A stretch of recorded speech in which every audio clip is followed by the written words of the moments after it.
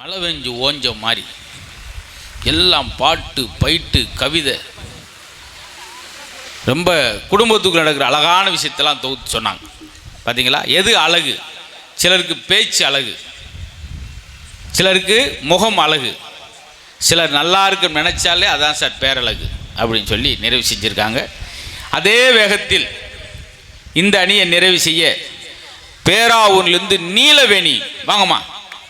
நம்பியார் நகர்ல பேச எனக்கு காசு வேணாம்.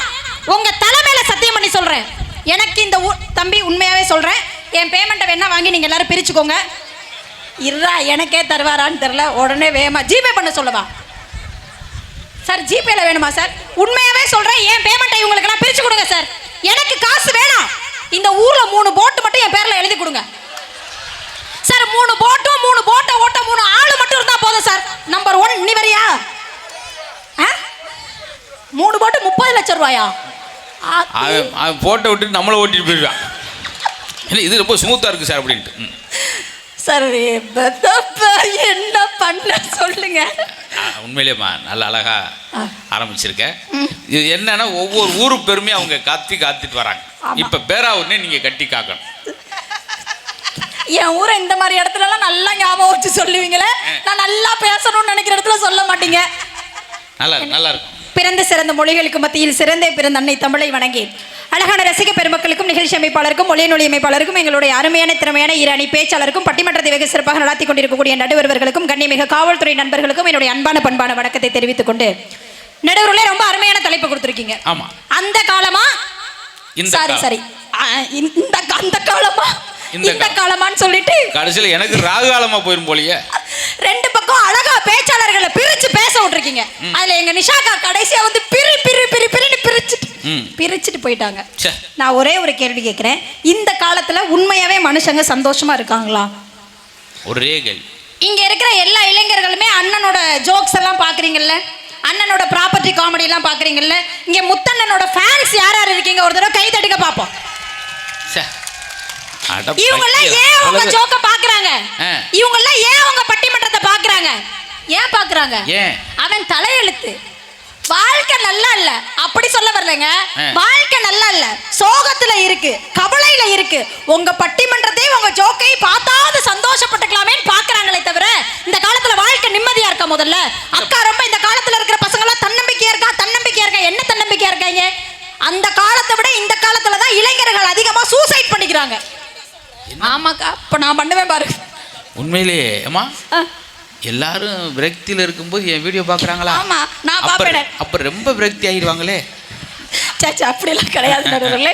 உண்மையாவே நிறைய பேர் வாழ்க்கையில் இன்னைக்கு 12 மணிக்கு அப்புறம் தூக்கம் வரலன்னா சந்தோஷமா தூங்கணுங்கிறதுக்காக உங்க வீடியோவை தான் பார்த்துட்டு உட்காந்துருக்காங்க. ஆனா உண்மையா ஒரு விஷயங்க, அந்த காலத்துல எல்லாம் வாழ்க்கை சந்தோஷமா இருந்துச்சு. நீங்க சொல்றீங்கல்ல இன்னைக்கு போட்டோ ஷூட் எடுத்துக்கிறாங்க, பொண்ணு மாப்பிள்ளையும் முகத்தை பார்த்து கல்யாணம் பண்ணிக்கிறாங்கன்னு.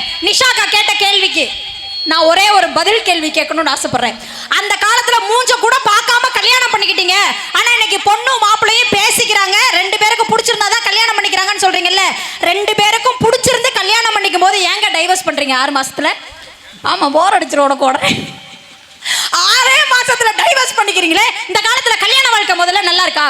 நடுவர்களே, இப்ப எனக்கு கல்யாணம் ஆகி ஒரு வீட்டுக்காரர் இருக்காரு. நான் பேசி முடிக்கிற வரைக்கும் நீங்க எதுவும் எழுதக்கூடாது. My strict order today. பாருங்க, என்ன எனக்கு கல்யாணம் ஆகி ஒரு வீட்டுக்காரர் இருக்கு. உனக்கு கல்யாணம் ஆயிடுச்சாமா?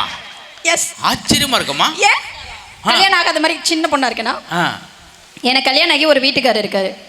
என் வீட்டுக்காருக்கு கல்யாணம் ஆகி நான் ஒரு அழகான மனைவி இருக்கேன். கொஞ்சம் குழப்பமா இருக்கா?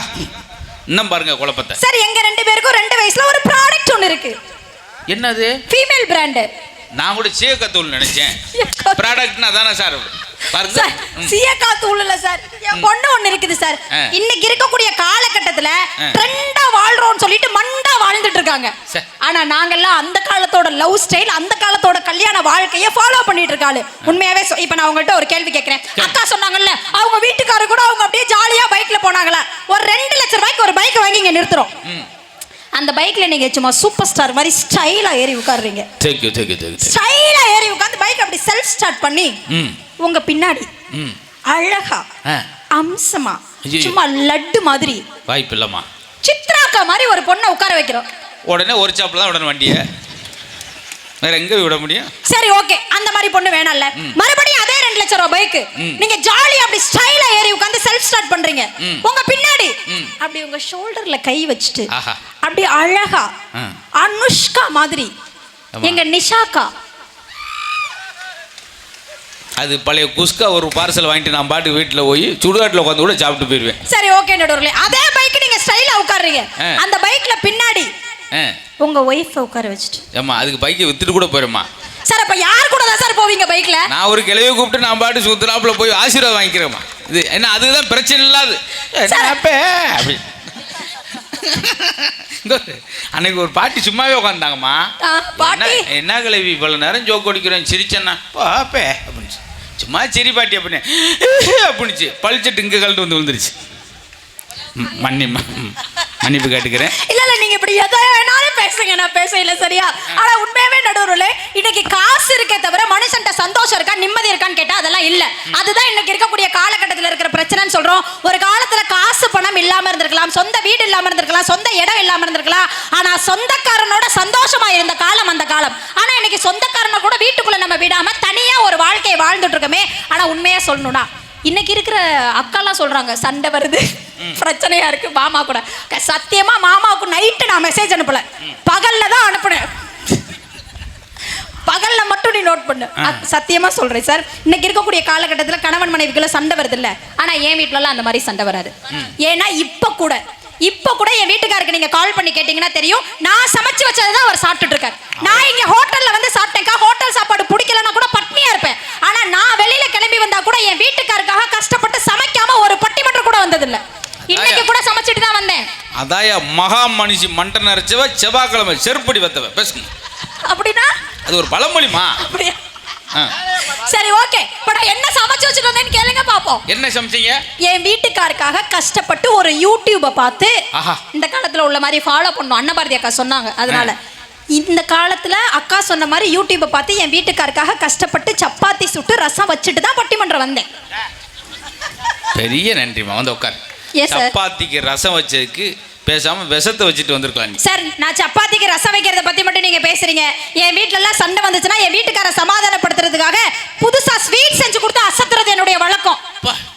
நான் சொன்னா நீங்களே இந்த யூடியூப் சேனல் யார் நடத்துறான்னு கேட்பீங்க. ஆமா, ஆசையா இருக்குமா கேட்கணும் போல. என் வீட்டுக்காரருக்காக இன்னைக்கு ஸ்வீட் செஞ்சு கொடுத்துட்டாங்க வந்தேன்.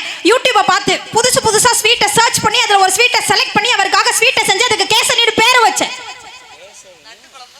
அட கும்போணம் குந்தானிகளா சார். கேசரி சார். அது முன்னாடி சொன்ன ரசத்துல இருந்து நாங்க மீண்டு வரல. இருங்க, கேசரி சூப்பரா இருக்கும். ஆனா ஒரு சின்ன மிஸ்டேக். ஏன்னா புதுசா சமைக்கிறாள், யூடியூபை பார்த்து சமைக்கும் போது கொஞ்சம் முன்ன பின்ன இருக்கும்ல. ஆனா சத்தியமா சொல்றேன், கேசரி சூப்பரா தான் இருந்துச்சு.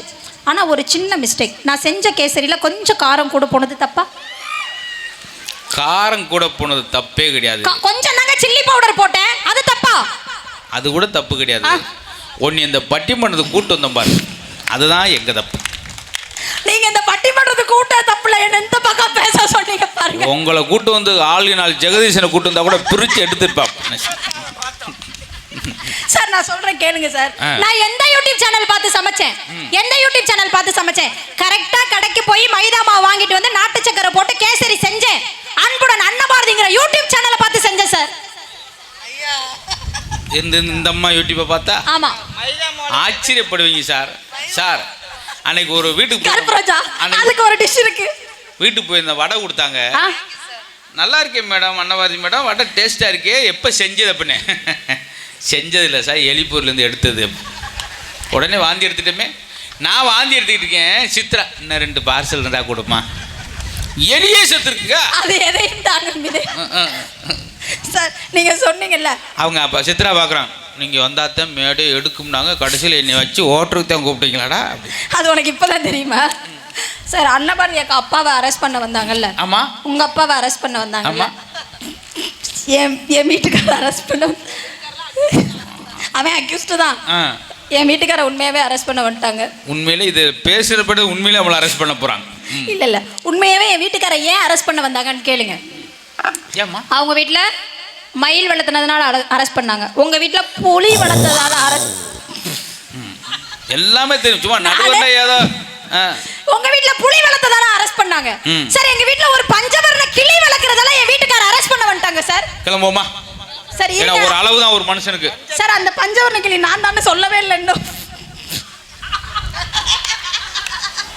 ஆமா, நகைச்சுவையில் அங்கங்கே எரர் இருக்கலாம், நகைச்சுவே எரரா போனா என்னைய சார் நான் கொஞ்சம் ஏன்னா எனக்கு ஒரு 11 2 ஆளுக்கு ஒரு பசு துரு பசு மாதிரிக்கு இருக்கு, அதை பிடிச்சிரும்ன்ற வேகத்தில் கொஞ்சம். சார் சொல்லுங்க சார், அந்த கவுண்டர் சொல்லணும்ல சொல்லுங்க. ஆமா சொல்லுங்க. பஞ்சவர்ண கிளி வளர்த்ததால இப்பதான் சொல்லணும்.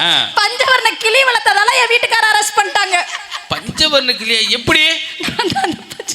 ரொம்ப நன்றிமா. ஆனா இது முடிஞ்ச பின்னாடி நீ தன்னம்பிக்கையோடு அதை வாங்கி நீ போடுற பாத்தியா, இனி என்ன இந்த பக்கம் பேச விடுவா. நீ பஞ்சவர்ண கிளின்றப்பெல்லாம் பஞ்சத்தில் அடிவட்ட கிளின்னு சொல்லு. ஆமா சார், கொரோனால கொஞ்ச நாள் பஞ்சத்துல தான் சார் இருந்தோம் சார். நம்ம ஊர்ல ஃபேன் எத்தனைல வச்சு உட்காந்து கேட்போம், நல்ல நல்ல காற்று வரணும், இந்த வைக்கலாம் 7 8 வைக்கணும். இவங்க வீட்டிலலாம் 0.2க்கு மேலே வைக்கவே மாட்டாங்க. ஒரே ஒரு நாள் 4ல் வச்சாங்க, நீலவெளி எழுத்து ஊரில் விழுந்துச்சு, சன்னர் வழியாக அப்படின்னு சுருண்டு ஓடி. சார் நான் பஞ்சவர்ண கிளின்னு சொன்னா பஞ்சத்தில் அடிபட்ட கிளின்னு நீங்க சொல்றீங்க. அதே போல சித்ரா வீட்டில் எத்தனை ஸ்பீடு வைப்பாங்க தெரியுமா? 10 வச்சாங்க, 11 வச்சாங்க, காற்று வரல. 15 வச்சாங்க, சுருண்டு வாசல் வெளியே போய் விழுந்துச்சு. இவங்க இல்லை, பேனு ரிஃப்ளெக்ஷன்ல போயிடுச்சு போல. இது இன்டோர் காமெடி. ஆனா உண்மையாவே நடுவுல இன்னைக்கு இருக்கக்கூடிய இளைஞர்கள் கிட்ட பொறுப்பு இருக்கான்னு கேட்டா நிச்சயமா பொறுப்பு குறைவா இருக்கு. இந்த இளைஞர்கள் சமுதாயத்துக்காக ஏதாவது பண்றாங்களான்னு கேட்டா நிச்சயமா சமுதாயத்திற்காக பண்ணக்கூடிய சேவைகளோ தேவைகளோ குறைவதா இருக்கு. ஆனா இந்த ஊர் இளைஞர்களை நான் சொல்ல உண்மையாவே சொல்றேன், என் ஊர்ல இருக்கிற பசங்க எல்லாம் விடிய காலம் 12 மணிக்கு தான் எந்திரிப்பாங்க. 12 மணிக்கு எந்திரிச்சதோட அவங்களோட தேவை எது சேவை எது தெரியுமா சார்? இந்த ஊர்ல இருக்கக்கூடிய இளைஞர்களுக்கு எல்லாம் டாஸ்மாக்னா என்னன்னே தெரியாது இல்ல, தெரியாதானே?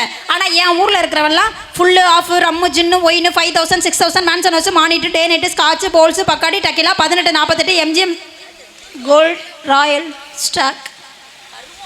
அந்த உட்காருமா. ஏ சார், எங்கள் ஊரில் ஒருத்தன் 63 வருஷமாக சாப்பிட்றான், அவனுக்கு பேர் சொல்ல தெரியாது. அந்த கருப்பு கலர் மூலையில் இருக்க பாட்டில் ஒன்று கொடுங்கண்ணேன்றான். ஆனால் நீங்கள் சார் இதெல்லாம் இன்னைக்கு இருக்கக்கூடிய பசங்க, சின்ன பசங்க இந்த தப்பெல்லாம் பண்றாங்கன்னு சொல்றேன் சார். வாழ்க்கையில முதல்ல வாழ்க்கையை ரசிச்சு வாழ கத்துக்கணும். ஆனா இந்த காலத்துல அப்படியே வாழ்க்கை இருக்கு? அப்படி வாழ்க்கையில என்னமோ நீங்க மட்டும் தான் நிலாவா? உங்க hello excuse me madam, 3 madam என்ன பாருங்க, உங்க டீம்ல நிலா வச்சிருந்தா எங்க டீம்ல நாங்க ஒரு அமாவாசை வச்சிருக்கோம். கணக்குல நீ வீக்குமா? ஏன் அங்கிட்ட என்ன 3 பேரா உட்காந்துருக்காங்க, 9 பேர் உட்காந்துருக்காங்க. அங்கிட்ட ஒன்று இங்கிட்ட ஒன்று, நடுவில் 7 பேர். சார் அவங்க டீம்ல ஒரு நிலா, எங்க டீம்ல ஒரு அமாவாசை அப்படின்னு அந்த அக்கா சொல்றாங்க, நான் சொல்ல மாட்டேன். அதெல்லாம் இல்லை, இந்த இடத்துல ஒரு விஷயத்தை நான் சொல்லி ஆகணும். ஏன்னா என்னதான் இருந்தாலும் நம்மளுக்குள்ளே ஒரு குழப்பம் இருக்கும்ல. இந்த சித்ரா அவங்க மாமியாரை முந்த நாள் ஒரு நல்ல பாம்பு கடிச்சு நொறையா கைக்கு ஐயோ பாம்பு செத்து போச்சு. நகைச்சு முடிஞ்சு 4 நிமிஷம் ஆச்சுமா. என்னால ரொம்ப இழுக்க இல்ல, நீங்க பேசினாலே நகைச்சுவை வரும்ல, அதனால நான் வெயிட் பண்ணி பார்த்துட்டு. ஆனா உண்மையாவே என்னோட ஊர்ல இப்ப இந்த சாரி வந்து என் வீட்டுக்காரர் எடுத்து கொடுத்தார். எனக்கு என் வீட்டுக்காரர் எடுத்து கொடுத்தாருன்னு சொன்னேன். என் வீட்டுக்காரர் இந்த புடவை எடுத்து கொடுத்தாரு. இந்த புடவையை கட்டிட்டு இப்படி நான் வீட்டை விட்டு வெளியில வந்ததோடய ஸ்டாப் ஸ்டாப் ஸ்டாப். ஏன் டிராபிக் போலீஸா? ஸ்டாப் ஸ்டாப்னு சொன்னார். ஏமாமா என்ன நிக்க சொல்றீங்கன்னு கேட்டதுக்கு, இந்த சாரியில நீ ரொம்ப அழகா இருக்கடி தங்கம் அப்படின்னு சொன்னார். சரி ஓகே, நான் ரொம்ப அழகா இருந்தா ஒரு போட்டோ எடுத்து கொடுங்க மாமான்னு சொல்லிட்டு நான் பட்டிமன்றத்துக்கு வந்துட்டு போட்டோவுக்காக வெயிட் பண்ணிட்டு இருக்கேன். போட்டோ வரவே இல்லை. என் வீட்டுக்காருக்கு ஃபோன் பண்ணி மாமா போட்டோ எடுத்தீங்களே, வாட்ஸ்அப்ல எனக்கு அனுப்பாம என்ன மாமா பண்ணிட்டு இருக்கீங்கன்னு கேட்டதுக்கு அனுப்பிட்டேன் அப்படின்னாரு. ஆனா போட்டோ எனக்கு வரல. அவர்கிட்ட திரும்ப ஃபோன் பண்ணி போட்டோவை யாருக்கு அனுப்புனீங்க, எனக்கு போட்டோ வரலையேன்னு கேட்டதுக்கு என்ன தெரியுமா சொன்னாரு? என்ன சொன்னார் தெரியுமா? உன் போட்டோவை நான் நாசாவுக்கு அனுப்பியிருக்கேன்னு சொன்னாரு. நாசானா என்ன? விண்வெளி ஆராய்ச்சி நிலையம். நாசாவுக்கு அனுப்பியிருக்கேன். ஏன் மாமா நீங்க நாசாவுக்கு போட்டோ அனுப்புறீங்கன்னு கேட்டதுக்கு என்ன சொன்னார் தெரியுமா? ஒண்ணு இல்லடி தங்க, போன வாரம் தான் நியூஸை பார்த்தேன், விண்வெளியில ஒரு நட்சத்திரத்தை காணாம, அந்த நட்சத்திரம் இதுதானான்னு செக் பண்றதுக்காக உன் போட்டோ அங்க அனுப்பியிருக்கேன்டி. டோட்டல் ஆடியன்ஸுக்கு நான் ஒரு வேண்டுகோள் வைக்கிறேன். இங்கே ஒரு 100 நாள் வேலை இருந்தால் எனக்கு கொடுங்க, பேசாமல் அந்த வேலையை சார் நாங்களும் வரோம், நீங்கள் எங்கே போனாலும் நாங்கள் இதுகளை கூட்டு வந்து நான் வேலை பார்க்கங்குள்ளே என் தொண்டத்தண்ணி வத்தி ஒன்று நட்சத்திரம்ன்றது, ஒன்று நிலாண்டுது, இன்னும் ஒன்று நீங்க வரப்போகுது தான் பட்டிமன்றத்தோட சூரியன் நடுவர் அவர்களே. இன்னொன்று வரப்போகுது, என்ன சொல்ல போன்னு எனக்கு இது வரைக்கும் ஈரக்குள் நடிங்கிருக்கு. அக்கா சூரியகாந்தி பூ, முல்லை பூ 2 பூ வச்சிருக்காங்க, அதை வந்து சொல்லுவாங்க. ஆனா உண்மையாவே இன்னைக்கு இருக்கக்கூடிய காலகட்டத்தில் விட்டு கொடுத்து போறதுக்கான முயற்சியே யாருமே எடுக்கிறது கிடையாது. ஒரு காலத்துல விட்டு கொடுத்து போனதுனாலதான் குடும்பங்கள்லாம் தலைமுறையா வந்துச்சு. ஆனா இன்னைக்கு ஒருத்தருக்கு ஒருத்தர் விட்டு கொடுக்கறத பத்தி யோசிக்காம ஒருத்தர் விட்டுட்டு போனா போதும்னு யோசிச்சுட்டு இருக்கிறதுனாலதான் இந்த காலத்துல இருக்கக்கூடிய வாழ்க்கை சந்தோஷமா இல்லைன்னு சொல்றோம். அக்கா சொன்னாங்க, ஒரு காலத்துல பெண் பிள்ளைகள் பிறந்தா கள்ளிப்பால் கொடுத்து கொண்டாங்க, ஆனா இன்னைக்கு பெண் பிள்ளைகள் பிறந்தா அள்ளி பால் கொடுத்து சந்தோஷப்படுறாங்கன்னு சொன்னாங்கல்ல. இந்த கருத்தை நான் மறுக்கல. ஆனா பெண் பிள்ளைகள் பிறந்தா சந்தோஷப்படுற காலம் மட்டும் இல்லாம பெண் பிள்ளை பிறந்துச்சுன்னா அந்த பிள்ளைய பக்கத்து வீட்டுக்காரனை நம்பி கூட வீட்டுல விட்டுட்டு போக முடியாத பயமான சூழ்நிலையில இந்த காலம் இருக்கா இல்லையாங்கிறத இன்னைக்கு இருக்கக்கூடிய எங்களுடைய கேள்வியா இருக்கு. ஒரு காலத்துல நோய் என்ன நோய் வந்திருக்குன்னு நம்ம கண்டுபிடிச்சோம், அந்த நோயை தடுக்கிறதுக்கான வழி என்னன்னு கண்டுபிடிச்சோம். ஆனா இந்த காலத்துல புதுசா நோயை கண்டுபிடிச்சு அதை எப்படி மனுஷங்க கிட்ட பரப்பலாங்கிறதுக்கானதை பார்த்துட்டு இருக்காங்க. அப்படின்னா இந்த காலம் பணத்தை மட்டுமே நம்பக்கூடிய, பணத்தை மட்டுமே மதிக்கக்கூடிய காலமா இருக்கு. ஒரு காலத்துல மனுஷங்களை நேசிச்சாங்க, பொருட்களை பயன்படுத்தினாங்க. ஆனா இன்னைக்கு மனுஷங்களை பயன்படுத்தி பொருட்களை தான் நேசிக்கிறோமே தவிர மனுஷன் மதிக்கிறதே இல்லை சார். யாரை நம்பி ஒரு வார்த்தை நம்ம பேச முடியுதா? மனுஷன் நம்ப மாட்டேங்கிறா. ஆனா இன்னைக்கு இருக்கக்கூடிய காலகட்டத்துல முக்கியமான பிரச்சனை என்ன தெரியுமா நடுவர்களே இருக்கு? இன்னைக்கு இருக்கக்கூடிய காலகட்டத்தில் நம்பிக்கை அப்படிங்கிற ஒரு விஷயமே கிடையாது. ஒரு காலத்துல யாரை வேணாலும் நம்புவோம். அரச மரத்தடியில உட்கார்ந்து யார் வீட்டு கதையை பேசினாலும் அந்த விஷயம் வெளியில போகாது. ஆனா இங்க நீங்க ஒரு சின்ன விஷயம் மட்டும் சொன்னீங்க, இவர் அப்படி சொன்னாராமே இப்படி சொன்னாராமே திருச்சி பேசக்கூடிய காலகட்டத்துல பக்கத்துல இருக்கிற மனுஷனை கூட நம்ம நம்ப முடியாம தான் வாழ்ந்துட்டு இருக்கோம். அவன் திருச்சி பேசினா கூட பரவாயில்ல, கோயம்புத்தூர்லயும் பேசுறான். திருச்சி கோயம்புத்தூர். இன்னொன்னு அவங்க சொன்ன மாதிரி இப்ப எல்லாம் ஆண்கள் பெண்கள் இருக்கு. உங்களை வச்சு நான் சொல்றேன், ஆம்பளையும் பொம்பளையும் சண்டை போட்டா என்ன ஆகும்? ஆம்பளையும் பொம்பளையும் சண்டை போட்டா சண்டை இப்படி கூட உங்க விருப்பப்படி வைப்போம். பெண்களும் சண்டை போட்டா என்ன ஆகும்? பொம்பளையும் சண்டை போட்டா சண்டை காணாம போகும். ஆம்பளையும் பொம்பளையும் சண்டை போட்டா என்ன ஆகும்? அந்த ஆம்பளை காணாம போவேன். ஆனா ஒரு இடத்துல பொம்பளையும் சண்டை போட்டா என்ன ஆகும்? அந்த ஊரே காணாம போகும். இந்த 3 பேர் கைதட்டுறதுக்கு வெக்கம் இல்லாமல் நான் புது கோட்டு புது சட்டை, அதில் சட்டையில் எம்ப்ராய்டிங் இல்லைன்னு சொல்லி 7 மணிக்கு போய் அவனை எழுப்பி இந்த எம்ப்ராய்டிங் போட்டு, ஆமாம் இவ்வளவுதும் கொண்டு வந்து வச்சு இந்த பேசிக்கிட்டு இருக்கோம். அங்கே ஒரு ஆள் கைதட்டாரா சோகத்தில் இதை தட்டாருந்தா அப்படின்னா இன்னும் ஒரு அம்மா இருக்காங்க பாவம். இங்கே இருக்கிற பேச்சாலாம் சாதாரண ஆள் கிடையாது, சர்வசாதாரணமாக கிடையாது, பேசுமா. ஆனால் எங்கள் வீட்டுக்கு பக்கத்தில் ஒரு அக்கா படிங்க புலம்புனீங்கல்ல, அதே மாதிரி ஒரு அக்கா நான் உண்மையிலேயே விளையாட்டுக்கிட்டே அப்போ 100 நாள் வேலை சொன்னேன்.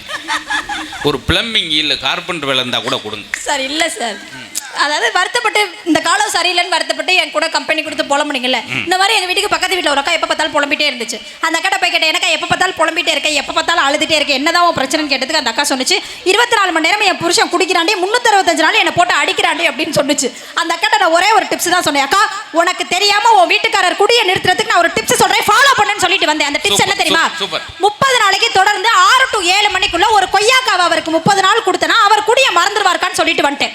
31வது நாள் ரிசல்ட் என்னன்னு தெரிஞ்சுக்கிறதுக்கு ரொம்ப ஆர்வமா போய் அக்காட்ட கேட்டேன், அக்கா 30 நாள் கொய்யாக்கா குடியை நிறுத்திட்டாரா, ட்ரீட்மெண்ட் ஒர்க் அவுட் ஆச்சான்னு கேட்டதுக்கு அந்த அக்கா சொன்னிச்சு, அட போடி அந்த லூசு பையன் 30 நாள் கொய்யாக்காவே சைடிஸா வச்சு குடிச்சிருக்காண்டி, 31வது நாள் சைடிஸ் கேட்கறதுக்கு வந்து நின்றுட்டு இருக்காண்டின்னு சொன்னிச்சு. இன்னைக்கு என்னதான் நம்ம இந்த மனுஷங்களை திருத்தணும்னு நினைச்சாலோ திருந்துறதோ வருந்துறதோ இன்னைக்கு இருக்கக்கூடிய மனுஷங்க கிட்ட இல்லாத ஒரு காலமா இருக்கு. ஆனா அந்த காலத்துல இயற்கையோடு இயற்கையா நம்ம இணைஞ்சு வாழ்ந்தோம், பாதுகாப்பா வாழ்ந்தோம், சுத்தமான ஒரு வாழ்க்கையை வாழ்ந்தோம். ஆனா இன்னைக்கு ஒட்டுமொத்த உலகத்தையே நம்ம மாசுபடுத்தி வாழ்ந்துட்டு இருக்கோம். அப்படின்னா இன்னைக்கு மனிதர்களுடைய ஆயுட்காலம் குறையுது. அப்படின்னா இந்த இயற்கையை நம்ம பாதுகாக்காம இருக்கிறதும் அதுல ஒரு காரணம். அப்படிங்கிறதுனால நம்பிக்கை இல்லாத வாழ்க்கை, பாதுகாப்பு இல்லாத வாழ்க்கை, ஒரு தூய்மையான சுற்றுப்புற சூழல் இல்லாத வாழ்க்கைனே இப்படி ஒட்டுமொத்தமா இன்னைக்கு இருக்கக்கூடிய காலகட்டத்தில் நம்ம வாழக்கூடிய வாழ்க்கை கண்டிப்பா கஷ்டத்தோடையும் நஷ்டத்தோடையும் நம்பிக்கையின்மையோடையும் தான் போயிட்டு இருக்கின்ற காரணத்தினால அந்த காலத்துல வாழ்ந்த வாழ்க்கையே சந்தோஷமான வாழ்க்கை, நிம்மதியான வாழ்க்கைன்ற காரணத்தினால நீங்க அந்த எங்க பக்கமே தீர்ப்ப எங்க பக்கமே தீர்ப்ப தரணும்னு கேட்டுட்டு வாய்ப்பளித்தவங்க அனைவருக்கும் நன்றி பாராட்டி விடைபெறுகிறேன். நன்றி, வணக்கம். என்ன சொல்றாங்க, நாங்கள் எவ்வளோ நிறைவாக வாழ்ந்தோம், குறைவான மக்கள் தான் சார். நல்லா சொல்கிறேன் கேட்டுங்க, 150 ரூபாய்க்கு வாட்ச், நேரம் பார்ப்பதற்கு 150 ரூபா வாட்ச் போதும், கௌரவம் பார்க்கறதுக்கு தான் 20,000 ரூபாய்க்கு வாட்சி தேவை. ஆனால் ரெண்டிலும் காட்ட போகிற நேரம் ஒன்று தான். பார்த்தீங்களா? அதுக்கு பேர் தான் பகுமான கோழி பறந்துக்கிட்டே முட்டை போட்டது. அன்னைக்கு ஏழைகள் இருந்தாங்க, ஆனால் அனைவரும் மனதால் பணக்காரனாக இருந்தார்கள். படுத்த இடத்துல தூங்கினான்னு ஒரு வார்த்தை சொன்னேன் பார்த்தீங்களா? ஆனால் இன்னைக்கு பாருங்கள், 8 லட்சம் ரூபாய்க்கு மெத்தை வாங்கி போட்டு படுத்திருக்கான் சார். 1 மணி வரைக்கும் தூக்கம் வரல. ஏன்னா அது இஎம்ஐயில் வாங்கினது, காலைல இஎம்ஐ வாங்க வந்துருவாங்களேன்ற பதட்டத்தில் அவனை தூங்கலை. ரொம்ப நன்றிண்ணே 2 பேருக்கு. என்னை ஒரு இறக்கப்பட்டு இந்த டயத்துக்கு ஒரு மனுஷன் கைதட்டார்னா உண்மையிலே எங்களுடைய காவல்துறை அதிகாரிகளுக்கும் நாங்கள் பெரிய நன்றி சொல்கிறோம். நம்ம நைட்டெல்லாம் நிம்மதியாக தூங்குறதுக்கு அவங்க தூக்கத்தை தொலைத்தவர்கள் தான். கொரோனா டயத்தில் அதிகமான உழைப்பு யாரோட உழைப்பு தெரியுமா? அவங்களுடைய தியாகங்கள் தான். யாரும் வீட்டை விட்டு வெளியே வரல. ரோட்டு நின்றுக்கிட்டு கூப்பிட்டாங்க போலீஸ்காரங்க. பார்த்தீங்களா? யார் வராங்க ப்ளீஸ், யார் வெளியே வராங்க, ரொம்ப மோசமாக இருக்குது. யார் சார் சொல்லுவா? நான் என்ன சொல்கிறேன், அந்த கால ஆட்கள் வரான், எதை பற்றியும் கவலைப்படாம மகிழ்ச்சியாக இருந்தனால தான். இன்னொன்று இக்கிகாய் அப்படின்ற ஒரு புத்தகம் தான் உலகத்திலே பிரசித்தி பெற்ற புத்தகம். அது யாருன்னா ஜப்பானியுடைய வாழ்க்கை முறை. அவன் 120 வயசு வரைக்கும் குறைஞ்சது வாழ்கிறான் சார். உலகத்திலே அதிக ஆண்டுகள் வாழ்கிறது ஜப்பான்காரர் தான். இதை மட்டும் கேளுங்க. எப்படி, எதனால் 120 வருஷம் சார்? 70 வயசில் தான் அவனுக்கு பேரே இளவட்டம். 70 வயசில் இளவட்டம் ஜப்பானில். காரணம் என்ன தெரியுமா? நம்ம தாத்தன் பாட்டன் வாழ்ந்த வாழ்க்கை இப்போ வாழ்கிறான். எதை பற்றியும் கவலை, சந்தோஷமாக நண்பர்கள் கூடி சிரித்து மகிழ்கிறார்கள். இயற்கையான உணவை இன்ன வரைக்கும் உண்ணுகிறார்கள். இதனால தான் சார் அவங்களுக்கு 120 வயசு குறைஞ்சது. இதெல்லாம் யார் சார்? நம்ம முன்னோர்கள் வாழ்ந்தாங்க. நினச்சி பார்க்க முடியுமா? எங்கள் அப்பா 88 வயசு வரைக்கும் ஆஸ்பத்திரியே போகாமல் இருந்தார்னு என்ன அர்த்தம்? அந்த உணவு அது இல்லையே அப்படின்னு வருத்தப்பட்டு நீலவேணி உட்காந்துட்டாங்க. ஆனால் உங்களை ரொம்ப வியந்து பார்க்குறேன். பார்த்தீங்களா? அப்படியே ஆண்டு எங்கள் வாயவே பார்த்துக்கிட்டு இருக்கீங்க. எப்போ தான் நகைச்சுவை சொல்லுவான்னு பார்ப்போம்டா. அந்தாண்டு 2-3 மணி நேரத்தை கடந்துட்டாங்க. இன்னும் மேடத்தை இறக்கலையே, கன்னியாகுமரி மேடத்தை. அவங்கள இறக்குன்னு வச்சுக்க, மேடை இறங்கிடும். சும்மா லேசாக நினச்சி தெரியுங்களா? ரொம்ப அழகு சார். நீங்கள்லாம் பிழைக்க தெரிந்தவர்கள். ஏன் தெரியுமா? யாரெல்லாம் சிரிக்க தெரிந்தவர்களோ அவர்களெல்லாம் பிழைக்க தெரிந்தவர். நீங்கள் உண்மையிலேயே பிழைக்க தெரிந்தவர். இன்றைக்கி நீங்கள் சிரித்த சிரிப்பு ஒரு 3 வருஷத்துக்கு உங்களுக்கு நீங்கள் ஆஸ்பத்திரி எங்கேயும் போக தேவையில்லை. உங்களுக்கு பிபி குறையும், சுகர் குறையும், கொலஸ்ட்ரால், கணையம், பித்தப்பை, கல்லீரல், மண்ணீரல் எல்லாம் கிளீனாக சுத்தமாயிடும். ரொம்ப நன்றி. இப்படி இடத்துல தான் எங்களால் இவ்வளோ நேரம் பேசவில்லை. நான் ஐயா பழனி சார்லாம் 10 நிமிஷத்தில் பேசி உட்காந்த இடம் இருக்குது. அண்ணா பாரதி 5 நிமிஷம், அதுவும் ஃபோன்லேயே பேசிட்டு ஊர்லேயே உட்காந்துக்கிறோம். ஆனால் இன்னைக்கு இவங்கெல்லாம் மனசு விட்டு பேசுகிறாங்கன்னா, யார் கள்ளங்கோடமில்லாத மனசுக்காரரோ அவங்ககிட்ட தான் சார் பேச முடியும். எல்லோரும் பல நேரம் உட்காந்துருக்க மாட்டாங்க. அது மண்ணில் உட்கார்றது, தாயின் மடியில் உட்கார்ற பெருமையாக உட்காந்துருக்கு. பார்த்தீங்களா?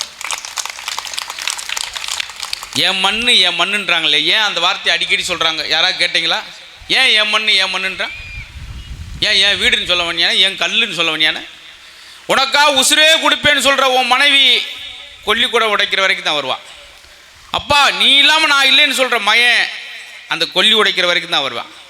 மாப்பிள்ளை உனக்கா எதையும் செய்ய வேண்டான்னு சொல்கிற நண்பன், மாப்பிள்ளை இன்னைக்கு லீவு நாளைக்கு பார்ப்ப முடிவான். நம்ம இறந்த பாடி நம்மளை உள்ள பூமியில் புதைக்கிற போது யாரும் அரவணைக்க மாட்டாங்க.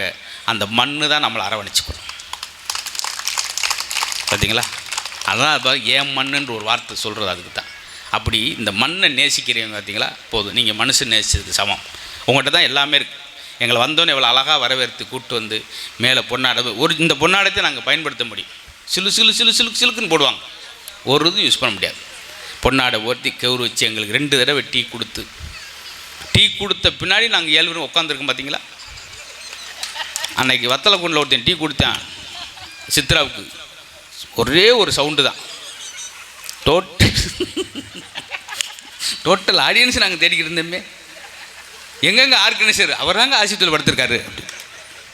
இங்கே பார்த்தீங்களா? ஆனால் இன்னொரு இடத்துக்கு நாங்கள் போயிருந்தோம், காரைக்குடிக்கிட்ட. நாங்கள் 7 பேர் காரை விட்டு இறங்கினோடனே அந்த வீட்டில் ஒரு அம்மா, வாங்க வாங்க வாங்க வாங்க வாங்க, இப்படி தான் நீங்கள் வரும்போதே சாப்பிட்டுட்டு வருவீங்க. எப்படி சார் வெக்கத்தை விட்டு கேட்க முடியும்? நடந்து சார் சாப்பிட்டுக்கிட்டே இருக்கேன். கூட்டு கடிக்கிறதுக்கு ஒன்றும் இல்லை, காய்கறியே இல்லை. நான் கேட்டேன், கடிக்க ஒன்றும் இல்லையா? அந்த நாய் இருக்குல்ல, நான் கடிக்கிற கேட்டால் என்னையே கடிக்கிறதுக்கு ஒன்று சொன்னால் பெரிய கடி ஜோக்காக போயிடுச்சு. இருந்தாலும் நிறைவா கன்னியாகுமரியிலேருந்து சித்திரா எந்திரிச்சிங்களா ஹெல்ப் பண்ணுறீங்களா? பார்த்தீங்களா? சித்ரா அவர்களுக்கு ஒரு பெரிய கரகோஷம் கூட. உங்கள் மன நிறைவு பாரு, அவங்கள் மன நிறைவு. வாங்க பொறுமையாக வாங்க, ஒன்றும் பதட்ட வேணாம். அன்றைக்கி இதில் நடந்த மாதிரி ஆயிட வேணாம். பரமக்குடியில் மேடையோட சரிஞ்சு விழுந்தோம்ல, அதுவும் சரிஞ்சு இந்த அம்மா அங்கிட்டு விழ ஏமலே வந்து விழுது. மற்றும் என்னென்ன எதிரணி ஆற்றல் மிகுந்த பேச்சாளர் பெருமக்களை மொத்தமாக மூச்சை கூட விட்டுங்க. ஒவ்வொருத்தரும் அது காத்து கொஞ்சம் பார்த்து. மற்றும் இந்த நகைச்சுவை பட்டிமன்றத்தை கண்டு கேட்டு கைதட்டி ரசித்துக் கொண்டிருக்கும் ரசிக பெருமக்களை உங்கள் அனைவருக்கும் இந்த சின்னவளின் சிறப்பான வணக்கங்கள். பரவாயில்ல, இதில் யாரு சின்னவ யாரு பெரியவன் பொதுவா அவ்வளோதான் குத்து மதிப்பா. சின்ன பிள்ளைங்க, வயசுல சின்ன பிள்ளை, உருவத்துல பெரிய பிள்ளை, எதை சொன்னாலும் எனக்கு பொருந்த நடுவர் அவர்களே. கழுத்து வலின்னு போயிருக்காங்க கனகாமரம் டாக்டர்கிட்ட. அவர் காணாரமாக செக் பண்ணிட்டு கழுத்து எங்கே இருக்குன்னு கண்டுபிடிக்க முடியாமல் மேல் டாக்டருக்கு டெல்லிக்கு அனுப்பியிருக்கார் தகவலை. நடுவர் அவர்களே, இன்னைக்கு அருமையான தலைப்பு கொடுத்திருக்கீங்க. வாழ்வின் பொற்காலம் அந்த காலமா அல்லது இந்த காலமான்னு கேட்டிருக்கீங்க. அவங்க 3 பேருக்கு என்ன பிரச்சனை? ஒன்றும் அவங்களுக்கு பாவம் மூட்டு வலி நடுவில் இருக்கவருக்கு, அவங்களுக்கு நீர்க்கடுப்பு. ஆமாம், இவங்களுக்கு என்னன்னா டோட்டலாக எல்லாமே அவங்களுக்கு. சரி, ஆனா உண்மையிலே நடுவர் அவர்களே, உண்மையிலே பொற்காலம் எந்த காலம் தெரியுமா? இந்த காலம் தான் பொற்காலம் நடுவர் அவர்களே. வேற ஒண்ணு இல்ல. நீலவேணி வந்தவரே சொல்லிச்சு, இந்த காலத்துலதான் கல்யாணம் பண்ணிக்கிட்டு 6 மாசத்துல டைவர்ஸ் பண்றீங்களேன்னு கேட்டுச்சு. அந்த காலத்துல நீங்க சகிச்சுக்கிட்டு வாழ்ந்தீங்க, இந்த காலத்துல நாங்க சந்தோஷமா வாழ்றோம் நடுவர் அவர்களே. ஒரே பாயிண்ட் தான். அந்த இது குழா இருந்தால் கட் பண்ணிருங்கண்ணே, இங்கே மட்டும் வச்சுங்க. ஏன்னா வெளியே 2 கேட்குது. இங்கே நீங்கள் சகித்து கொண்டு வாழ்ங்கன்னா நாங்கள் சந்தோஷமா வாழ்றோம். ஒரு பாயிண்ட் கைதிட்டுங்க சார். கடைசியாக பேசுகிறாள் ரொம்ப பாவம் சார். ஒருவரை ஒருவர் புரிந்து வாழ்றதுதான் இந்த கால நடுவர் அவர்களே. அந்த காலத்துல பாட்டி தாத்தா கிட்ட ஒரு சந்தோஷமா ஒரு விஷயமா பேச முடியுமா? ஆசையா அன்பா பக்கத்துல உட்கார முடியுமா? அப்புறம் எதுக்கு அந்த காலம் பேசுறீங்கன்னு கேக்குறேன். உண்மையிலே நடுவர் அவர்களே, நான்லாம் அந்த காலத்துல அவ்வளவு மகிழ்ச்சியா இருக்கு. ஆனா உங்க வீட்டுக்காரர் இருக்கணும்ல பாவம். நான் இப்ப சொல்றதுல அவர் இருக்காரா இல்லையா நீங்க சொல்லுங்களேன். இப்ப நான் இந்த ஊர்ல இருந்து பேசிட்டு இருக்கேன்ல, ஆமா, என் உடம்பு தான் இங்க நிக்குது. சரி, என் மனசு எங்க இருக்குன்னு நினைக்கிறீங்க? எங்க இருக்கு? கன்னியாகுமரியில இருக்கிற என் வீட்டுக்காரரை சுத்தி சுத்தி சுத்தி சுத்தி வந்துகிட்டு இருக்கு. ஏன் கடப்பாறை மண்வெட்டி அதெல்லாம் இல்லையா? அப்படி இல்ல நடுவர் அவர்களே, பாசத்துல சுத்திக்கிட்டு இருக்கு. இப்ப என் வீட்டுக்காரர் எப்படி இருப்பார் தெரியுமா? தூங்கிட்டு இருப்பார், நீங்க நினைக்க கூடாது. வாசல்லே இருப்பார். ஏன் சாவியை கொண்டு வந்துட்டீங்களா? இல்ல, என்னுடைய வருகை எதிர்நோக்கி வழிமேல் விழி வைத்து வாசல்ல இருப்பார் நடுவர் அவர்களே. பார்த்து கொஞ்சம் வெளியே பத்திரமா வச்சிருக்கோம். பார்த்தீங்களா இங்கே வருமா? அதாவது ஒரு ஆள் பேசும்போது ஆடியன்ஸில் 2 பேர் போவாங்க, ஆர்கனைசரோடு போவாங்க. நம்மளுக்கு பேச்சாளரே போயிட்டாரம்மா.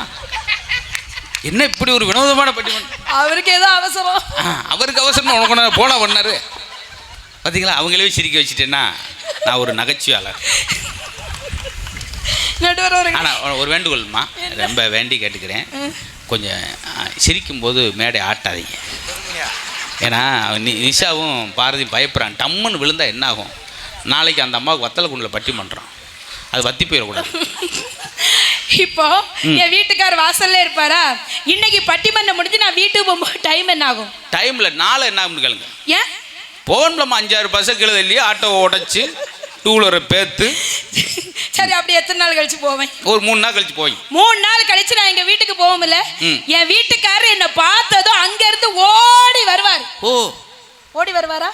அவரை பார்த்ததும் நான் இங்க இருந்து ஓடி போவேன். ஆடியன்ஸ் அப்போ ஓடி போறாங்கன்னு நினைக்கிறேன். அவர் ஓடி வர்றாரு, ஒரு வாஸ்துவம் நியாயம் உண்டு. ஆமா, என்ன நீங்க என்ன பெரிய வில்லுப்பாட்டம்? நான் வில்லுப்பாட்டம் நடத்திக்கிட்டு இருக்கேன். ஆமா, நியாயம் உண்டு. ஆக ஆமாம், அவங்க பாக்குறாங்க. பரவாயில்லப்பா, இவங்களை கூட்டம் வந்தா பட்டிமன்றம் ஆச்சு, வில்லுப்பாட்டும் பண்றாங்க.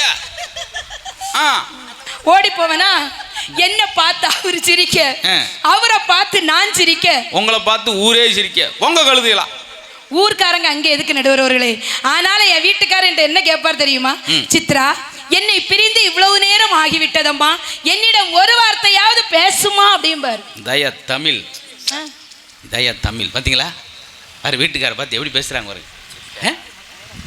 என்ன சொன்னாங்க?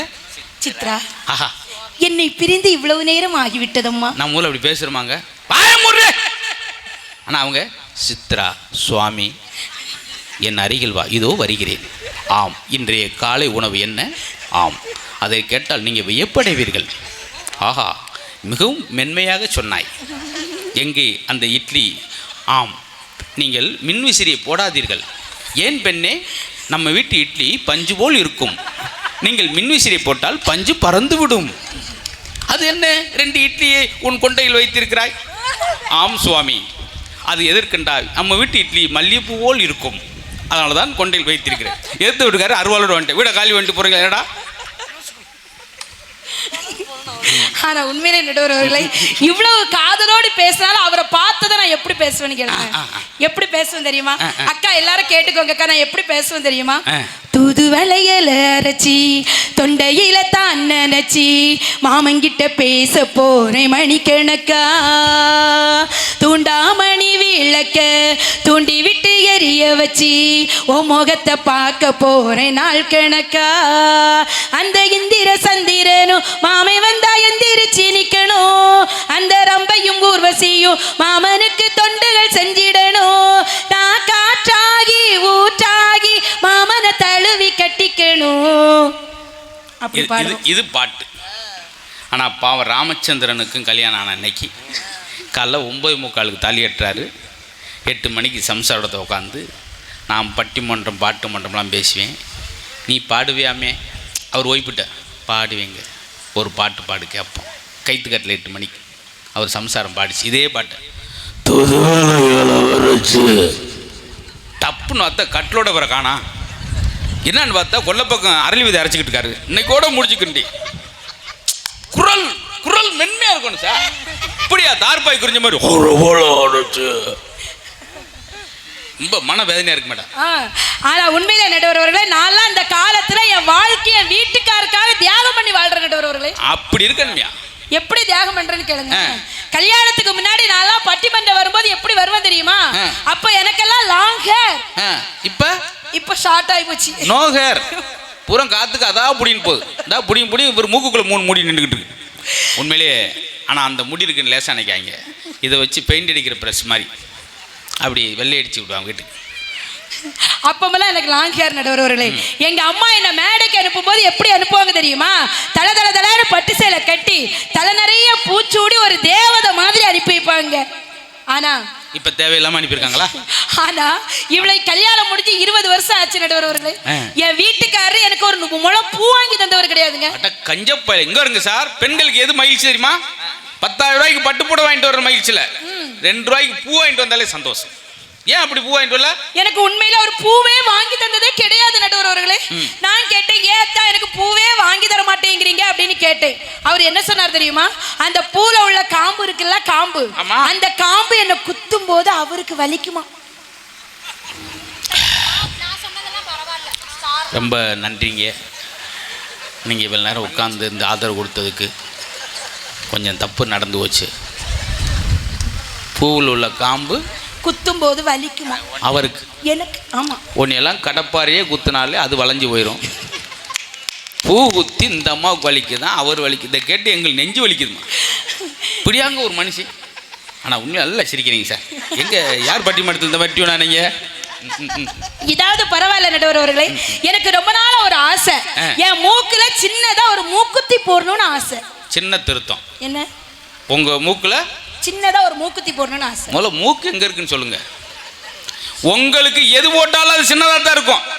அதனால சின்னதா ஒரு மூக்குத்தி. சிரிக்க வேண்டிய இடத்துல சிரிக்க மாட்டீங்க நீங்க. உங்களோட உங்களை நம்பி நம்பி வெளியூர்ல ஜோக்கு சொல்றேன், முறைக்கிறாங்க.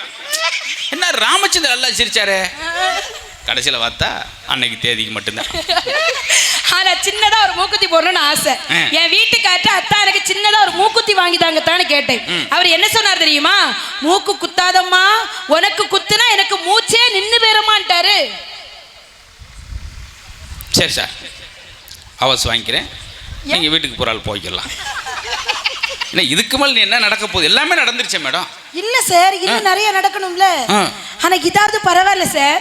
நான் எனக்கெல்லாம் கன்னியாகுமரி போகணும்னு ரொம்ப நாள் ஆசை. என் வீட்டுக்காரர் வேற ஃபாரின்ல இருக்காருக்கா. ஆனா உண்மையிலே அவங்க ரொம்ப அன்பானவங்க. அவங்க கல்யாணத்துக்கு எங்களை கூப்பிட்டுருந்தாங்க. நாங்களாம் பட்டிமன்றம் ரொம்ப வருஷமா பேசுறதுனால போனோம். 7 மணிக்கெல்லாம் போயிட்டோம். பொன்னழைப்பு நடக்குது. சரண்டு ஒரு ஆட்டோ. இதுலையும் வரலையே. பேசிட்டு பறந்துக்கிட்டு ஒரு காரு, இதுலேயும் வரலையே. இங்கிட்ட ஒரு லாரி, இதில் தான் வர்றாங்க பொண்ணலை பண்ணி பார்த்தா அதுலேயும் வரல. கடைசியில் ட்ரோனில் தூக்கிட்டு வந்தோம். புல்டோசர் சார், அதில் உண்டு மேடையில் ஓட்டு ஐயர் கீழே விழுந்து. இது நகைச்சுவை இல்லை சார். இதில் என்ன இதுன்னா, வாங்க வாங்க நம்ம பட்டிமன்ற டீம்லாம் வாங்க அப்படின்னாங்க மேடைக்கு போட்டோ எடுக்க. 15 பேர் நின்றேன் சார். ஒரு ஆளோட வெளியே தெரியல. நாங்கள் எல்லா போட்டாலும் இவங்க மட்டும்தான் தெரியுறாங்க. அதில் நடுவுன்றனால நான் மட்டும் இப்படி வெளியே ரேஷாக கையை நீட்டி, அதில் இருந்தால் கையை நீட்டிருக்கார் ஒரு முத்து, அதான் அவர் பெருவரல். எப்படி அப்பட்ட நடுவருக்கு பேரை பார்த்தீங்களா சார்? கடைசியில் எங்கே இதெல்லாம் பெரிய காமெடி இல்லை. நாங்கள் 15 பேரை காணோன்னு பதறிக்கிட்டு இருக்கோம். ஐயோ அப்படின்னாரு ஒரு ஆள். யாரான்னு பார்த்தா கல்யாண மண்டபத்துக்காரு. எங்கே மண்டபத்தை அப்படின்னாரு. ஏம்மா கொஞ்சம் விலைக்கு அப்படின்னா, இந்த இருக்கா அப்படின்னாரு. இதெல்லாம் 1.5 மணி நகைச்சுவைகள். ஆனா நீங்க கல்யாணத்துக்கு வந்திருந்தீங்கல்ல, பொண்ணு அழைப்புக்கு என்ன வந்து ஜேசிபில தானே கூட்டு வந்தாங்க சொன்னீங்க. ஆனா உண்மையிலே என்ன ஏன் ஜேசிபில கூட்டு வந்தாங்க தெரியுமா நடுவர் அவர்களே? ஏன் என்ன ஜேசிபில கூட்டு வந்தாங்க? என் வீட்டுக்காரர் ஜேசிபி ஆபரேட்டரா இருக்காரு, அதனால ஜேசிபில கூட்டு வந்தாங்க. ரொம்ப நன்றி. நானே அந்த நகைச்சுவை எடுக்கலைன்னு உடனே பாஸ்டா போய்கிட்டு இருக்கு. இவங்க அந்த ஜேசிபை நிறுத்தி அதுக்கு பொட்டு வச்சு மறுபடியும் ஒரு விளக்கம். நடுவர் அவர்களே, ஆனா உண்மையிலே வீட்டுக்காரர் ஃபாரின்ல இருக்கார். நடுவர் அவர்களே, எங்கேயாவது போகணும்னு எனக்கு ஆசையா இருந்துச்சுன்னா அவருக்கு ஊருக்கு வந்த பிறகுதான் நாங்க 2 பேரும் போவோம். இதே மாதிரி 2 பேரும் கன்னியாகுமரி கடற்கரைக்கு போவோம்னு சொல்லி கன்னியாகுமரி கடற்கரைக்கு போனோம் சார். ஆனா எனக்கு ரொம்ப நாள ஒரு ஆசை, அந்த கடலால அப்படி ஓடி வரும்போது நாம போய் தொட்டுக்கிட்டு ஓடி வரணும்னு ஆசை. என் வீட்டுக்காரர் சொன்னேன், அத்தா நான் கடல்ல கொஞ்சம் காலை நினைச்சிட்டு வரத்தான் அப்படின்னு சொன்னேன். என் வீட்டுக்காரர் என்ன சொன்னார் தெரியுமா? கடல் பக்கம் போயிடாதடி என் தங்கம் அப்படின்னாருங்க. நான் ஏன்னு கேட்டேன். அதுக்கு அவர் என்ன சொன்னார் தெரியுமா? நான் கடல் பக்கம் போய் நின்னா அந்த பொங்கி வரக்கூடிய அலை அப்படியே என்ன பார்க்குமா, பார்த்தால என்ன நினைக்குமா தெரியுமா? ஐயையோ கடல் கண்ணிலா கரையில நிக்கான்னு சொல்லி நீ இழுத்துட்டு போயிருமா நடுவர் அவர்களே. இந்த ஆடியன்ஸ் இழுத்துட்டு போயிட்டல்ல, இது சொல்லாங்கன்னு சொன்னீங்க போயிடுச்சுல நடுவர் அவர்களே. ஆனா எவ்வளவுதான் நீங்க இந்த காலத்தை குறை சொன்னாலும் இந்த காலத்துல ஒரு எவ்வளவு பெரிய மருத்துவ வசதிகள் இருக்கு தெரியுமா? ஒருவன் இறந்து விட்டால் அவன் உடலை புதைத்தது அந்த காலம். ஆனா ஒருவன் இறந்து விட்டால் அவனுடைய உடலில் உள்ள அனைத்து பாகங்களையும் எடுத்து பல உயிர்களை காப்பாற்றியதான் இந்த காலம். நடுவர் அவர்களே, ஒருத்தன் இறந்து போனானா அவன் பேயடிச்சு செத்து போனான்னு சொன்னது அந்த காலம். இது பேயடிச்சு சாகலடா, இதுதான் இதய அடைப்பு, ஹார்ட் அட்டாக்னு சொல்லி கண்டுபிடிச்சதுதான் இந்த கால. நடுவர் அவர்களே, அந்த கால சிறப்பு சிறப்புன்னு சொல்றாங்கல்ல, நான் ஒண்ணு கேட்கிறேங்க. அந்த காலத்துல கணவன் இறந்து போனா மனைவி உடன்கட்டை ஏறுதல் ஒண்ணு உண்டு, அப்படிதானே? ஆனா இதே மாதிரி மனைவி இறந்து போனா எந்த கணவனாவது உடன்கட்டை ஏறி இருந்தா அந்த காலம் நல்ல காலம் நாங்களே சொல்லுவோம் நடுவர் அவர்களே. ஆனா அந்த கணவன் மனைவி இறந்தோடனே 2வது ஒரு கல்யாணத்தை பண்ணி சந்தோஷமா வாழ்ந்ததுதான் அந்த காலம் நடுவர் அவர்களே. ஆனா எங்க காலத்துல அப்படியெல்லாம் கிடையாது. கணவனும் மனைவியும் ஒருவரை ஒருவர் புரிந்து வாழ்ந்தா இதுதான் இந்த கால நடுவர் அவர்களே. அந்த காலத்துல உள்ள பாத்திரங்கள் வேணா குக்கரா மாறி இருக்கலாம், அந்த காலத்துல உள்ள அம்மிக்கல் வேணா மிக்சியா மாறி இருக்கலாம், அந்த காலத்துல உள்ள ஆட்டோரல் வேணா கிரைண்டரா மாறி இருக்கலாம். ஆனா இன்னைக்கு வரைக்கும் அந்த காலத்துல உள்ள பக்தியும் பண்பாடும் அந்த காலத்தை விட இந்த காலத்தில் தான் அதிகமாக இருக்கிறது என்று சொல்லி வாழ்வின் பொற்காலம் என்பது அந்த காலம் அல்ல, அது இந்த காலமே இந்த காலமே என வாய்ப்புக்கு நன்றி பாராட்டி விடைபெறுகிறேன். நன்றி, வணக்கம். ஒரு 20 ஊர்கள்லையாவது போய் பேசுகிறோம். ஆனால் கண்ணியமிக்கவர்கள், பண்பாடு குறையாதவர்கள், இன்ன வரைக்கும் இவ்வளோ நேரம் போனமே ஒரு சின்ன சலசலப்பு இருந்துச்சா சார்? இப்போ தெரிஞ்சுக்கிட்டு நாங்கள் இனிமேல் ஒரு ஊருக்கு பட்டிமன்றம் போனால் நம்ம ஊரை நாங்கள் முன்னுதாரணமாக சொல்லி பேசுகிற அளவுக்கு. நேற்று நாகப்பட்டினம் நம்பியார் நகர் போனோம், நம்பி போனோம், யார் என்று நம்பி போனோம். அத்தனை பேரும் ஒரு சலசலப்பலாம். அன்னைக்கு குற்றாலம் பக்கத்தில் தென்காசியில் பேசுகிறேன், இந்த பக்கத்தில் எழுத்தாப்புல சார் பேச பேச குறுக்க ஃபுல்லாக சாப்பிட்டுருப்பார் போல. நான் அவரை போய் போப்பா அப்படின்னு சொல்ல முடியுமா? அவர் ஊரில் போய் மரியாதை போயிடும், தப்பு அவருக்கும் தப்பாக போயிடும். நான் ரொம்ப நாகரிகமாக பேசுகிற மாதிரி அப்படின்னே. அவன் அங்கே உட்காந்து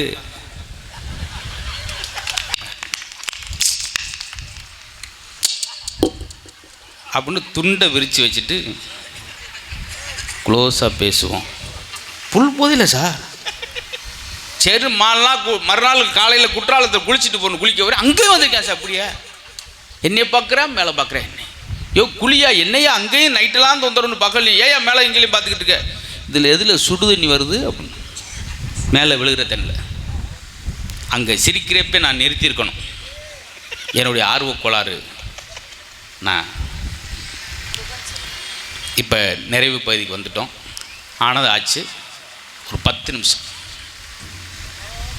நல்லா கேளுங்க, ஏன்னா நிரம்ப சிரிச்சிட்டோம். நல்ல நட்பு எங்களுக்குள்ளே இருந்தனால தான் இந்த பட்டிமன்றத்தில் எங்களுக்குள்ளேயே நாங்கள் கிண்டல் கேலிகள், அதில் நீங்கள் நல்ல மனசு இருந்தனால தான். சில இடத்துல நாங்கள் சிரிப்போம், ஆடியன்ஸில் ஆர்கனைசர் சிரிக்க மாட்டார். ஏன்னா நாங்கள் ரூபா வாங்குறோமா, அவர் ரூபா கொடுக்குறவர் எப்படியா சிரிக்க முடியும், வசூல் பண்ணி உங்கள்கிட்ட கொடுத்துட்டு. இங்கே அப்படி இல்லை, நல்ல நட்பு சார். இந்த நட்பு ராமாயணத்தில் இருந்துச்சு. ராமரை பார்ப்பதற்கு தன்னுடைய நண்பன் குகன் என்ன செஞ்சான் தெரியுமா, என்ன வாங்கிட்டு போனான் தெரியுமா, பலகாரங்கள் வாங்கிட்டு போல. நண்பன் ராமனை பார்ப்பதற்கு குகன் மீனும் தேனும் கொண்டு போனார். ராமருக்கு குழப்பம், என்னையா ஒரு காம்பினேஷன், மீன் எங்கே இருக்குது, தேன், இதை போய் கொண்டு வந்து எப்படியா சாப்பிட.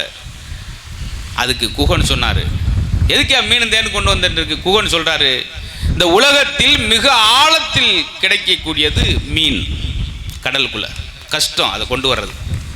இந்த உலகத்தில் மிக உயரத்தில் கிடைக்கக்கூடியது, மலையில் கிடைக்கக்கூடியது தேன். என் நட்பின் ஆழத்தையும் என் நட்பின் உயரத்தையும் சொல்வதற்கு இதை விட பெரிய பொருள். அப்படியே உச்சி உளுந்து போயிட்டார். அதுதான் கடல் சார். கடலை மேலோட்டமாக பார்த்தீங்கன்னா அலை தெரியும், கொஞ்சம் கீழே போய் பார்த்தீங்கன்னா மீன் தெரியும், இன்னும் கீழே போன பார்த்தீங்கன்னா முத்து, பவளம், வைரம், கருப்பு, வைடூரியம் போய்கிட்டே இருக்கும். எவ்வளோக்கு எவ்வளோ ஆழமாக போகிறோமோ அந்த அளவுக்கு விலை உயர்ந்திருக்கும். அது மாதிரி இந்த பட்டிமன்றத்திலையும் நான் கூட தொடக்கத்தில் கொஞ்சம் பயந்தேன். இந்த டிராஃபிக் போலீஸ்லாம் பார்த்தீங்களா, காலைல டியூட்டிக்கு வர்றப்ப நல்லா ஒரு காலையில் ஃப்ரெஷ்ஷாக ஒரு 15 இட்லி சாப்பிட்டு அப்படி கம்பீரமாக அனுப்பார். அந்த குண்டல் போட்டும் போட்டும் போட்டேன் டபுள் 2 8 மணிக்கு, ஒரு 10 மணிக்கு பாருங்க,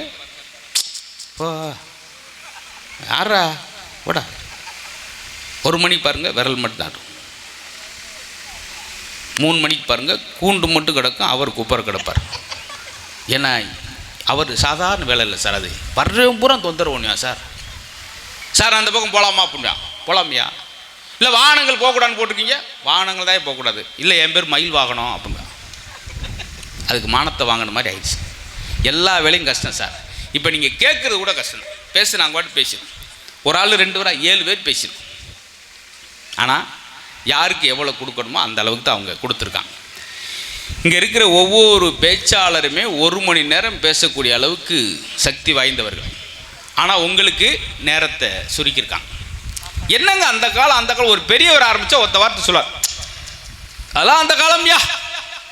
ஆனால் எந்த காலம் எவண்டி சொல்ல மாட்டார். என்னங்க அந்த காலத்தில் இருந்துச்சு சார். இன்னைக்கு கொரோனா வந்தோன்னே எல்லாரும் பதறிட்டு எங்கே ஓடணும், ஆஸ்பத்திரிக்காக ஓடணும், எல்லாம் இயற்கையை நோக்கி ஓடணும். மஞ்சள் தண்ணி வச்சு மஞ்சள் அரைச்சி ஊற்று, அவங்க சொன்ன மாதிரி சுக்கு தண்ணி குடிங்க, சீரக தண்ணி குடிங்க. என்ன வியாதி வந்தாலும் நம்ம பாட்டி சொன்னதுக்கு தான் ஓடணும். ஏன் அதுக்கு பேர் சீரகம்? இந்த அகம் சீராக இருப்பதற்குத்தான் சீரகம். நீண்டங்குள்ளி சுகர் பேசுகிறோம், வெந்தயத்தை ஊற வச்சு எதுக்கு? இந்த நொந்த இதயம் சரியாவதற்கு வெந்தயம். யார் சொன்னது? பாட்டி. இன்னைக்கு ரேச இடறி விழுந்துருவான், ஐயோ என்னாச்சு, காலில் ஏதாவது இது பிசை இருக்கும், நரம்பு புடைச்சிருக்கும், எலும்பு பிதுங்கி இருக்கும், ஓடுங்க ஆஸ்பத்திரி போய் இசிஜி, எக்ஸ்ரே, எக்கோ எல்லாம் எடுத்து 75,500 ஆனால் அந்த காலத்தில் கீழே விழுந்திருப்பான். அந்த முக்கு கடையில் ஒரு 4 ரூபாய்க்கு விளக்கெண்ணெய் வாங்கிட்டு வாப்பான்னு சொல்லி அந்த அம்மா அனுப்பிவிடும். விளக்கெண்ணெய் வாங்கிட்டு அங்கேயே உட்கார வச்சு அந்த இடத்துல காலை நீ விடும். சரியாயிருச்சாப்பா, அடுத்த பஸ்ஸுக்கு ஓடிடுவேன் வேலைக்கு. இது இன்றைக்கி இருந்துச்சா சார்? இன்றைக்கெல்லாம் பிரசவத்துக்கு எங்கெங்கே கூப்பிட்டு போகிறீங்க சொன்னாங்க. 16 குழந்தை நீங்களாம் சிரிச்சிங்க. 16 குழந்தை எப்படி தெரியுமா? காட்டில் வேலை பார்த்துக்கிட்டு இருப்பாங்க. திடீர்னு நிறமாச கர்ப்பிணி வயிறு வலிக்குன்னு சொல்லி ஒரு சேலையை அப்படி சுற்றி வச்சுட்டு 4 பொம்பளையால் ஒன்றா சேர்ந்து அங்கேயே சுகப்பிரசவம்.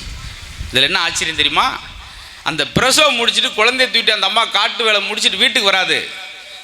பிறந்த குழந்தைய அங்கே ஒரு துண்டை விரித்து வேப்ப மரத்தில் போட்டுட்டு வேலையை முடிச்சுட்டு 4 மணிக்கு குழந்தைய தூக்கிட்டு வருவாங்க. அப்படி பிறக்கிற குழந்தைக்கு பேர் தான் காட்ராசான்னு பேர். காட்ராசான்னு எங்கள் ஊர்லேயே 7 குழந்தை இருக்குது, 7 பேர் இருக்காங்க. இதெல்லாம் நம்ம சின்ன கற்றுக்கிற வேண்டிய விஷயம்.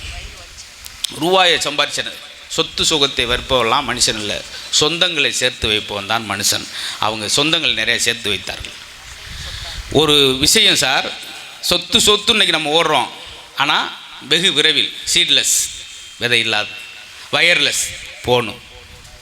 எத்தனை வந்துருச்சு பார்த்தீங்களா? சுகர்லெஸ், சுகர் ஃப்ரீ, எல்லாம் லெஸ்ஸுன்னு வந்து உயிரே லெஸ்ஸில் போயிடும்.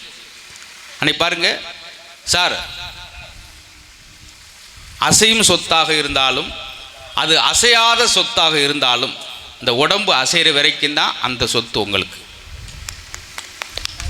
சொல்கிறோம்ல, அவங்களாம் இவ்வளோ பெருமையாக பேசுறதுக்கு என்ன சார் அர்த்தம்? கொஞ்சமாவது நம்ம நல்லாம் பாருங்கள், விளாண்டு கீழே விழுந்து இந்த 2 மொழியும் காயமாக இருக்கும். கபடி பெரிய, நான் கபடி பிளேயர், ஆனால் ஒரு காலத்தில் ஒரு நாள் ஆஸ்பத்திரிக்கு போனது. இன்றைக்கி இந்த ஏசின்ற வாழ்க்கை, இந்த கால வாழ்க்கை அனுபவிக்கிறப்ப என்ன பார்த்தீங்களா?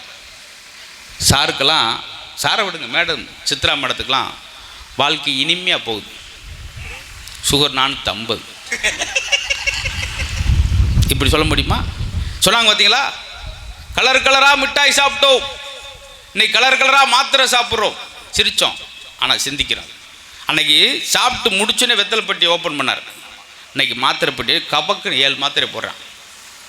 நான் அன்றைக்கி சுகர் மாத்திரை வாங்கிட்டு 50 ரூபா கொடுத்தேன். 44 ரூபாய்க்கு மாத்திரை கொடுத்துட்டு மீதி 6 ரூபா சில்லறைன்னு சொல்லி 6 சாக்லேட்டு கொடுத்தார் அந்த மெடிக்கலில். ஒரு சுகர் மாத்திரை, ஒரு சாக்லேட், 2டையும் போடுறேன். 13 வருஷமாக சுகர் அப்படி இருக்கு. இன்னொன்று பாருங்கள், சுகர் மாத்திரை வாங்கி சாப்பிட்டு பாருங்கள், கசக்கும். சுகர் மாத்திரை இனிக்கணும்ல, இடையில ஒரு நகைச்சுவை தேவையில்லாமல். இப்போ நாங்கள் முடிக்கணும். எப்படி முடிக்கிறது? கலையிலிருந்து, இலக்கியத்திலிருந்து, புராணங்களிலிருந்து, ஆரோக்கியத்திலிருந்து, உடை நாகரிகத்திலிருந்து எல்லாமே அந்த காலம்தான் சிறப்புன்னு. பாடல்கள், ஒரு பாடல் நீங்கள் இன்றைக்கி எல்லாரும் பேசுனீங்களே புது பாட்டில், ஒரு பாட்டு அன்றைக்கி கேட்குறேன், டசக்கு டசக்கு டசக்கு டசக்கு கட்டசி வரைக்கும் சார். அப்புறம் கும்முறு டப்புன்னு கும்முறான், ஸ்பீக்கர் உதறுது செதறுது, ஆனால் வரியை காணாம். ஆனால் அன்னைக்கு சார் நான்லாம் இன்றைக்கி ஒரு நடுவராக வந்து ஓரளவு எங்கள் ஊரில் கரண்ட் வசதி இல்லாத கிராமம், அந்த ஊரில் பிறந்து 5 கிலோமீட்டர் நடந்து போய் படித்தேன். ஆனால் நான் இந்த இடத்துல வந்து உட்கார்றதுக்கு காரணம் கண்ணதாசருடைய பாடல் வரிகள். நான் எம்ஜிஆருடைய மிகப்பெரிய ரசிகன். ஒரு தத்துவ பாட்டும் கேட்பது 5 புத்தகங்கள் படிப்பதற்கு சமம். பார்த்தீங்களா? உழைக்கும் தோழர்களே ஒன்று கூடுங்கள், உலகம் நமது என்று சிந்து பாடுங்கள், மேடு பள்ளம் உள்ளாத சமுதாயம் காண என்ன வழி என்று எண்ணி பாருங்கள். அண்ணா சொன்னபடி கண்டு நன்மை கேளுங்கள், அண்ணா சொன்னபடி கண்டு நன்மை கேளுங்கள், நீங்க நல்லா இருக்கணும் நாடு முன்னேற. இந்த மாதிரி பாசிட்டிவ் ஒரு வார்த்தை வருதா சார்? இன்னொரு பாட்டில் பாருங்கள், நன்றி மறவாத நல்ல மனம் போதும், என்றும் அதுவே என் மூலதனம் ஆகும், கண்ணை நம்பாதே. பாருங்க, உண்மையை சொல்லி நன்மையை செய்தால் உலகம் உன்னிடம் மயங்கும். வரிகள் அழகழ ஒரு வரி அவ்வளோ இருக்குது சார். ஒரு தத்துவ வரி, திருவள்ளுவர் மாதிரி சார். இன்னொன்று, இன்றைக்கெல்லாம் பாட்டுக்கு, அன்றைக்கெல்லாம் விவசாயிகள் அந்த விவசாயம் பார்க்கும்போதோ, நம்ம மீனவர்கள் மீன் பிடிக்க போகும்போதோ அந்த எஃப்எம்மில் ஒரு பாட்டு கேட்போம் சார்.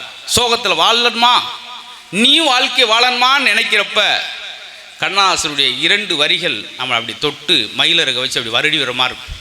வாழ்க்கையை வெறுத்துறப்ப, இப்படி அவன் பேசிட்டான்னு நினைக்கிறப்ப, உலகம் 1000 சொல்லட்டுமே உனக்கு நீதான் நீதிபதி, மனிதன் எதையோ பேசட்டுமே உன் மனசை பார்த்துக்க நல்லபடி, ஓ மனசை பார்த்துக்க நல்லபடி. பார்த்தீங்களா, உலகம் 1000 பேசணும் சார், ஓ மனசை நல்லா பார்த்துக்க, அதை விட்டுறாத தம்பி. பார்த்தீங்களா, நீங்கள் வீட்டு நோக்கி போகும்போது தெருவில் ஒரு 5-6 நாய் உங்களை விரட்டும், குலைக்கும். சூன்னு ஒன்று கல்லை வச்சு விரட்டிக்கிட்டே போனீங்கன்னா நீங்கள் வீடு போக முடியாது. நம்மளை சுற்றி 4 பேர் விமர்சனம் பண்ணிக்கிட்டே இருப்பாங்க. ஒவ்வொருத்தனுக்கும் பதில் சொன்னால் உங்கள் இலக்கை நோக்கி அடைய முடியாது. எப்படி சொல்லியிருக்கா பார்த்தீங்களா, எத்தனை பாட்டு. அதே போல் இவங்கெல்லாம் இந்த காலத்தில் நிறையா சொன்னாங்க, நல்ல விஷயம் பாருங்கள், இன்றைக்கி எவ்வளோ சாதிச்சிருக்காங்களாம் சொன்னாங்க. ஆனால் அவங்க என்ன சொல்கிறாங்க, நேற்று பார்த்தீங்களா கேரளாவில் ஒரு 1.5 நிமிஷ சிற்றின்பத்துக்காக 1.5 வயசு குழந்தைய 41 இடங்களில் சூடு வச்சு தன் கள்ளக்காதலனுடன் அவனை எலும்பை முறித்து 1.5 வயசுக்குள்ள எப்படி அப்படி ஒரு சைக்கோ வரும்? இதுக்கு முன்னாடி பார்த்துருக்கீங்களா? நான் சொன்னேன் எங்கள் அப்பத்தா ரவுக்க போடாமலே 124 வயசு இருந்தாங்க. இன்னும் அந்த கிராமத்தில் எங்கள் அப்பாவை எனக்கு ஏன் ரொம்ப பிடிக்கும், எங்கள் அப்பாவுக்கு ஏன் கோயில் கட்டினேன்னா, எங்கள் ஊருக்குள்ளே மது அருந்தாமல் 88 வயசு வாழ்ந்த ஒரு மனிதர் அவர். மது சாப்பிட்டு எதிர்த்தாப்புல வந்து அவன்கிட்ட பேச மாட்டார். எங்கள் தங்கச்சி மகளுக்கு மதுபாலான்னு பேர் வச்சுக்க அவர்கிட்ட பேசலை. என்ன மதுபாலான்னு வச்சுருக்க? இப்படியெல்லாம் வாழ்ந்தார்கள்ன்றது சொல்கிறேன். ஒருத்தன் குரங்கு அடித்து போட்டு போயிட்டான். எங்கள் அப்பா அந்த ராமாயணம்லாம் படிப்பார்.